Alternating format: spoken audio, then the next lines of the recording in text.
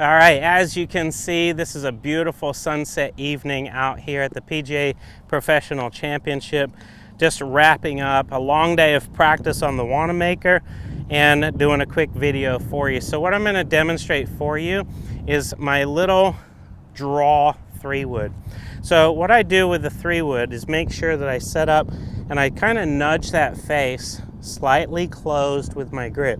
After I get the club face slightly closed, turning it in, I set up a little bit to the right of my target. And then the most important thing for me here is to make sure that my transition is smooth and I hang back a little bit on my back leg.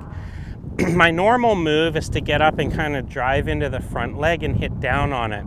Usually that produces pretty straight to a fade. I'm not trying to hit a fade here, I'm trying to hit more of a sweeping draw.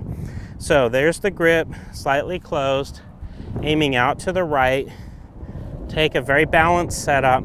Then as I go through, I'm just going to kind of keep a little bit more weight on the back leg. Okay, keeping that weight on the back leg allows my hands to kind of release in this manner from behind, a little bit more shallow and sweeping, which then gets that club face through perfectly to produce that nice little draw.